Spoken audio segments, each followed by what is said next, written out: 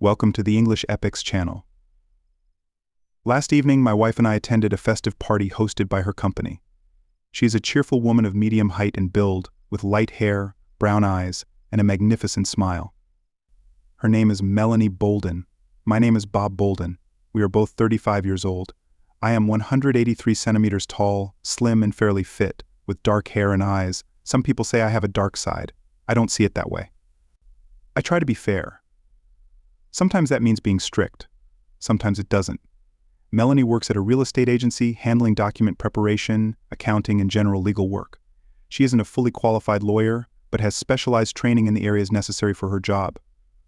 She has been working there for 6 years, ever since our youngest started school. We have a son, Johnny, and a daughter, Jenny. I work from home, primarily as a troubleshooting specialist for a tech company. Occasionally I travel or work, but never for more than a week, maybe 3 times a year. Since I spend a lot of time at home, I have daily responsibilities taking care of the children. Mel works a fairly stable schedule, 5 days a week, from 8 to 5. She rarely works late, and her job doesn't require any travel. When I'm away for work, her parents step in to help out at home. Now, back to the holiday party. We've attended it every year since she started working there. The company has about 40 employees, including administrative staff and the sales team. Mel has an administrative assistant. Until recently, that was Jane Norworth, but she retired. A month ago, the company hired a young man to take Jane's place. I learned about this at the party, not before. When we arrived at the venue, a hotel conference room, Mel left me to mingle. I went to the open bar and got a beer. I chatted with a few people I'd met at other events. One of them was Sally Bennett. Sally and Mel started working at the company around the same time. Sally was attractive back then, but now she was about 50. She approached me, and I gave her a brief hug. "How have you been, Sally?" "Pretty good. All the kids are in school now. Harry and I are enjoying our time together." "That sounds great. Are you planning to travel?" "We haven't decided yet. College is expensive, so..." "What do you think about the new employee?" "Who's that?" "Oh," she paused and glanced at Mel. "Mel's new assistant, William Newson. That's him talking to Mel right now." I turned to look. Mel was speaking with a young man about my height. He had light hair and a stocky build. In my opinion, he was standing a little too close to her. I watched him for about a minute. Mel didn't step back. "Sally, I had no idea about the new employee. And I think you might have something to say about that, right? Bob, I'm really surprised. He's been replacing Jane for a month now." "And come on, Sally, I can tell you have something to say. Please just say it. They seem pretty friendly. They go out for lunch maybe twice a week. But, Bob, they don't stay out long. You know what I mean?" "You're saying she hasn't been having sex with him during lunch breaks? I assume that's what you're implying. Don't use euphemisms. I'm sure they haven't done that yet. I'm just not sure how long that will last. Especially since she didn't even tell you about him. I think I'll go introduce myself." I casually walked over to Mel and her colleague. Neither of them noticed me approaching. I stood beside Mel. "Hi, Mel. Would you mind introducing me to your friend?" Mel blushed. "Oh, of course. This is Bill Newsom. He works at the firm now." "Bill, this is my husband, Bob." Bill looked at me, seemingly curious. He extended his hand for a handshake. I hesitated for a second, then grabbed his hand. He squeezed it as hard as he could, obviously trying to show his strength. I smiled at him while applying just enough pressure to cause him pain. He flinched slightly and stepped back. I let go. Mel stayed silent, but she noticed this macho display. I looked at her. Music started playing. There was a dance floor nearby. I took her by the elbow and led her there. It was a slow dance, and we held each other very close. I leaned back slightly to look at her. "Why didn't you mention this guy? It's clear you work closely with him. He's taken Jane's place." I felt her tense up. "He's my new assistant." I was sure I mentioned it. "Mel, I'm feeling uncertain about a lot of things like never before. Are you sleeping with this guy?" "No," she said it with a certain fierceness, and the people around us noticed. "Well, I know for sure that you never mentioned him." I didn't know Jane had left, and I certainly didn't know about this guy. "How close have you gotten with him?" "Not close. We work together almost every day. That's all." "See, Mel, you just lied. Don't you want to tell me about the lunches?" "Damn it. Someone." "What?" "Sold you out." That's a very telling response. "Bob, I haven't done anything with him." "I swear. The lunches, well, he's nice. He invited me, and it's just lunch." "But Mel, you need to stop this nonsense. "Don't mess with me, Mel. We have kids. If there's anything going on with him, you need to end it. And how's that going to happen if you're working with him all day?" The music stopped, and a faster song began. There wasn't a live band, just a DJ. I spun Mel away from me and twirled her in a whirl of motion. She smiled at me. We danced to the rhythm, enjoying the moment. We were both good dancers, and it was something we loved. We stayed on the floor for a rock number. We alternated between dancing together and spinning apart, circling each other. The dance we performed was fluid and sensual. By the end of the song, we were wrapped up in each other as the music came to a stop. I stepped back, and we walked over to the drink table, grabbing some water. "You dance so well, Bobby. I can't. I won't ruin this. You're my man. No one else." She almost whispered this as we walked away with our water bottles. "I'm glad to hear that," I replied. We were talking with her boss, John Stevens, when Bill walked up. He said that was quite a performance on the dance floor. "Do you two take lessons?" Mel replied, "No." She continued her conversation with John. I looked at Bill, smiled, and gestured for him to follow me. As we walked away, I heard John Stevens say, "Is there some kind of issue between Bob and Bill?" I didn't hear her response. I led Bill out onto the balcony, which was about 10 feet off the ground. The unspoken question of whether he'd stay on the balcony lingered in the air. He said, "Bob, I don't want any trouble here. Melanie and I are just friends, and that's all." "I hear your words, but I don't believe them," I replied. "I want to make something clear to you, to avoid problems later. I suspect there's something going on between you two that crosses a line I'd be comfortable with. In fact, I know it. You two need to put an end to this, but I don't know how that's going to happen if you're working with her every day. Do you have any suggestions?"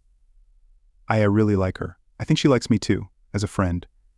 But just now she was sharp with me, almost rude. "I know Mr. Stevens noticed. I need this job, so I'll be mindful of the situation. It might be awkward, but I'll just keep it professional. Ain't good. If I have any reason to suspect otherwise, I'll have to take certain actions. Please don't drag us into this kind of situation." "I won't." I returned to the main room. Mel was talking with Sally. It seemed like they were having a minor disagreement. I managed to approach Mel again without her noticing. Sally, however, saw me and abruptly stopped talking. "Hello, ladies. Everything okay?" Sally said. "Of course. Just a little discussion, though, about Bill," Mel said. "Bob, I saw you and Bill step out onto the balcony. Is he still out there?" "Yep. We had an honest conversation. The DJ started playing music again, and I led Mel to the dance floor. We danced too. 3 more songs, ending with a slow one that brought us close together. I was at my peak, and she was radiating heat. It must have been noticeable because when it ended, we received a small round of applause. A bit awkward. Shortly after that, we left the party. The ride home was uneventful, with little said between us. When we walked through our front door, she threw herself at me, kissed me, and pushed me onto the couch. The kids were at her parents' house. I responded in kind. After a few kisses, just like the good old days, I picked her up in my arms and carried her upstairs. And I fully indulged in her. It was one of those times when I treated her as nothing more than a toy. "Only you, big boy. Only you for me." Glad to hear it. Although it seems I had to work for it. She smiled at me. Maybe I should stir up your jealous side more often. After that night, I worried less about Bill, but not entirely.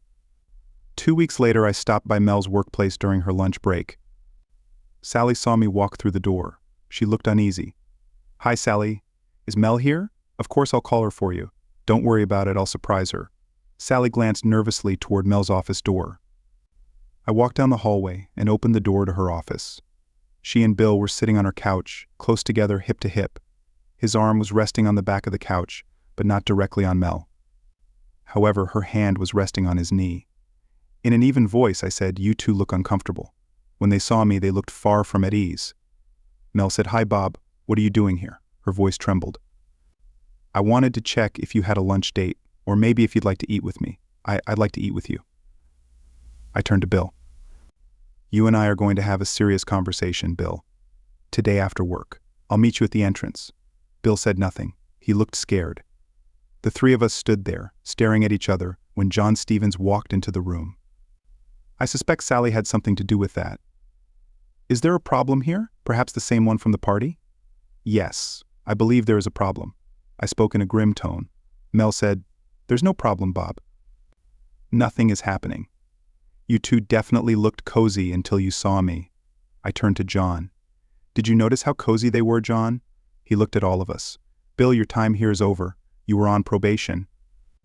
That's no longer the case. Mel quickly stood up.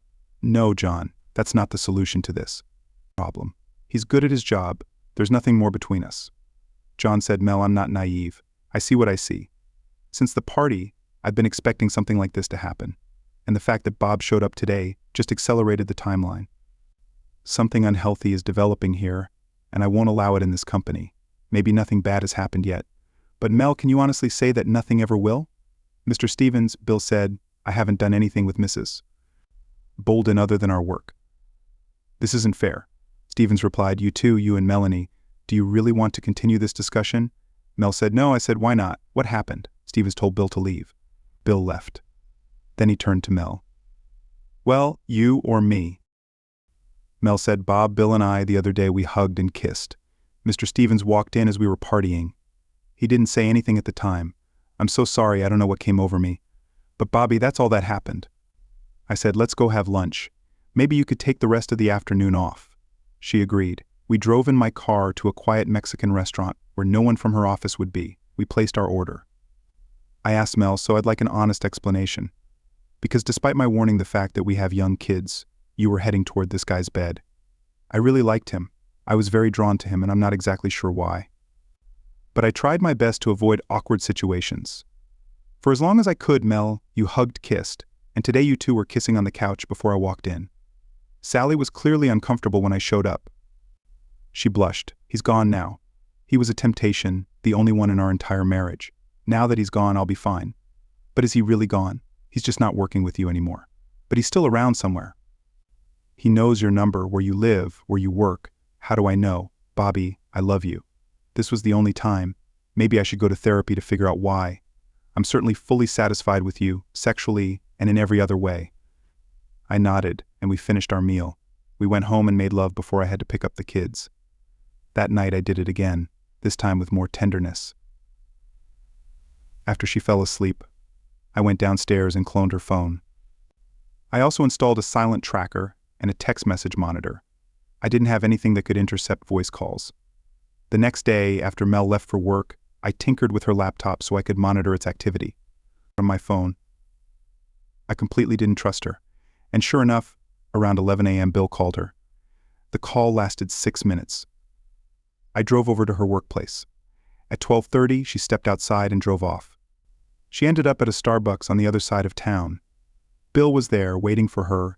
They talked about something for about 20 minutes before she left. I followed him. He went to an apartment complex, and I assumed he lived there. I stayed and watched until I had to leave to pick up the kids, but he never came back out. When Mel came home that evening, I asked how her day went after Bill was fired. Everything was fine. Tomorrow, I'll be interviewing candidates for his position. Anything else? Did he try to contact you? He called. And? He said he's leaving town, going back to his hometown. He asked me to meet him for coffee. I agreed. I said goodbye to him. I felt like I owed him a face-to-face farewell. All right, when is he leaving? I'm not exactly sure, but it's no longer my concern. Good, it was Monday. I had a work trip scheduled for the following Monday through Wednesday. I decided to take precautions. I felt like our marriage was nearing its end. I wasn't going to spend my days walking on eggshells, wondering when Mel would take this guy, or some other guy, to bed. But it would be so hard on the kids and me if I didn't secure custody. Besides, I still loved her. She was almost the perfect wife and an amazing mother. The rest of the week didn't show any further contact between them, as far as I could tell. Mel and I had a wonderful weekend with the kids and spent 3 nights together in bed. She was a firework. I never grew tired of her. I had 2 acquaintances keeping an eye on things while I went on my trip. The trip was to Pittsburgh, about a 4-hour drive from here. I talked to Mel about the trip beforehand. Mel, any contact between you and little Billy would be unwise. Oh, don't I know that he's probably already left anyway? I have kids. I understand that you don't trust me. Well, you're right about that, at least for now. Trust can be rebuilt. Mel and Billy had absolutely no contact during my trip. When I returned, I got a report that Bill was still living in his apartment, but as far as my guy could tell, he was just looking for a job. There were no calls between them either. However, there was one thing. On Monday, Mel stopped at a 7-Eleven on her way home from work. My guy said she came out with a soda and a bag. I returned home on Wednesday. Mel met me at the door, giving me a tight hug and a kiss. The kids ran out from the TV room and smothered me with their affection. I was happy. We had dinner, put the kids to bed, and went upstairs. Mel told me how glad she was to see me, and she showed it several times. Yet I grew quite suspicious. Her reactions in bed felt a little off. I couldn't quite put my finger on it. When she fell asleep, I slipped out of the bedroom and searched the house with a device for any hidden electronics. I found a disposable phone.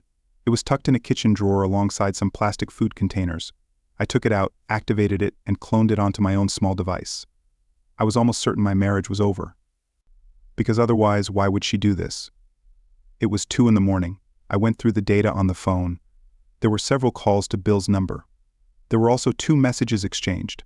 On Monday, Mel messaged Bill from her new disposable phone. Bill called her immediately afterward. On Tuesday, there was another message and some calls. The message suggested they meet on Friday afternoon at Bill's apartment, 1:30 p.m. Bill didn't show up. I watched as Mel drove to his building. I saw her grow increasingly upset when there was no response. She started buzzing other apartments. Someone let her into the building. 10 minutes later, she came back outside. She looked around, defeated, then got into her car and left. I took no pleasure in any of this. It was simply something that had to be done. No one should interfere in a marriage. Mel was in despair for quite some time after Bill ghosted her. She texted and called him, but he never responded. His mobile phone was disconnected. His landlord cleared out his apartment after he failed to pay rent for the next month and never answered the door. It turned out that his parents, who lived on the West Coast, had reported him missing. However, it was classified as a low-priority case, and the local police didn't seem too concerned about it. I had a friend in the police department. Through him, I found out that Bill's parents had indeed contacted his employer, who told them he had been fired shortly before his disappearance. His wallet, ID, and credit cards were never recovered. However, one of his credit cards was used a few times in Phoenix, Arizona, before being deactivated due to suspected fraud. The bills were never paid. Bill had closed his checking account and withdrawn the balance just days after being fired. The cash, just over $11,000, was never found, a significant amount that couldn't be ignored. In the end, it was a dead end. The case went cold. Mel kept the disposable phone. She still had it, but she stopped checking it constantly like she did after he didn't let her in. That Friday evening when Bill didn't show up, I asked her if she wanted to go out to dinner with me and the kids. She said she wasn't feeling well. I made her some soup and took the kids out for pizza. She wasn't feeling well all weekend. She stayed in bed. I slept next to her, but left her alone. She didn't sleep well. Mel went back to work the following week. Every evening, she checked the disposable phone, but there was nothing. She was visibly upset. The next Friday after work and after the kids had gone to bed, I asked her what was going on with her. She just looked at me. For an uncomfortably long time, I didn't look away. I was curious about what she wanted to say. I guess I'm a little upset about what happened with Bill. I liked him. I hope he's okay. I'm really sorry, Mel. But maybe this saved our family. You were, I don't know, too deeply involved with him. Why? Bob, my problems. She started crying. Not uncontrollable sobbing, just gentle tears streaming down her face.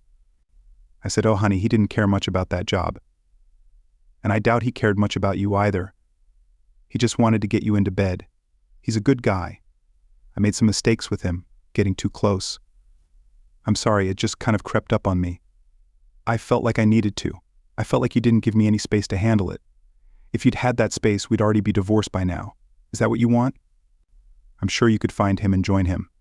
That could be arranged." Oh, that was never something I wanted. I had some sort of connection with him, like a little magic in my life. It was never a threat to you.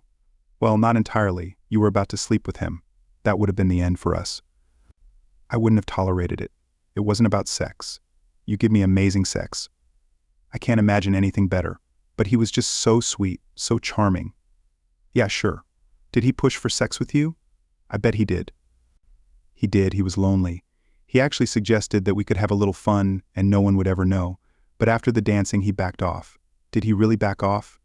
It was after the dancing that I found you with him. And after the dancing that you were kissing him. He didn't back off, and neither did you. How could you do this to your family? I didn't cheat though, did I? I didn't do it. You would have. If he hadn't been fired. Where is he, Bob? You didn't do anything, did you?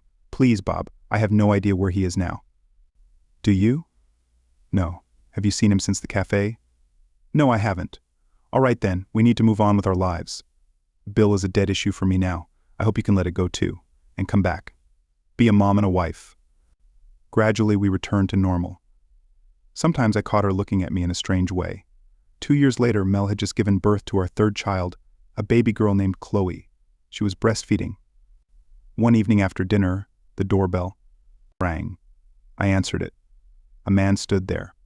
He looked to be about 65, with gray hair. There was something familiar about him. He said, "Hello, I'm William Newsom. I was wondering if you and your wife might have a few minutes." "I'm trying to find my son, William." I invited him in and offered him coffee. Mel came downstairs after putting the kids to bed. She took one look at him and sat down on the couch. I said, "This is William Newsom, Bill's father." "He's here for what exactly?" He said, "We're looking for him. We haven't heard from him in 2 years. It's unlike him, and I'm hoping to get some answers." Mel asked, "Why did you come here?" "I haven't seen him since he left our company. I was told he was fired because the boss thought you two had gotten too close." "Is that true?" I said, "It is. And as far as I know, he left town." Mel added, "I haven't seen him or heard anything about him since." William looked at her intently. "We have records of his phone conversations. He made several calls and sent messages to one number right after he was fired." "Is that your number?" "No. I haven't been in contact with him," Mel replied softly but firmly. "Well, I did meet him once at a cafe to say goodbye face to face." "That's all," William said. "He always got into trouble with women. He went after married women. He'd been fired before because of it. And now I just wish he could stop." We warned him. He looked at Mel. "I'm sorry." She said, "It wasn't you. It was him." "You don't need to apologize. I'm the one who should be apologizing." "No, he had a gift. He seduced his teacher during his senior year of high school. It caused a big scandal right after his 18th birthday. She was married, she lost her job, and she got divorced. Mr. Newsom left. Mel seemed upset. She kept the disposable phone in a hidden spot in her dresser. I checked a few days later. The phone was gone. That was the last we ever heard from Mr. Newsom, or anyone else, about Bill. Mel fell into a depression again after his visit for a while, but then she perked up and our life returned to some semblance of normal. The baby took up much of her time. I was happy she had something to focus on. Before the baby was born, our family life had felt a bit empty. Even our sex life, though good, seemed to lack a loving touch. After the baby was born, that spark returned. One evening as we lay in bed, she turned to me. "I think I was deeply addicted to Bill. I didn't see him for who he really was. I could have ended up like that teacher. I know you would have resisted. I believe in you." It was a lie, but one I felt obligated to tell. As I said at the beginning, some people think I have a dark side. I disagree. I try to live a normal family life. That's always been my goal. Get married, have kids, raise them well. I do whatever is necessary to achieve that simple goal. Thank you for listening until the end. See you in the next episode of English Epics. Take care of yourself and your loved ones. Goodbye.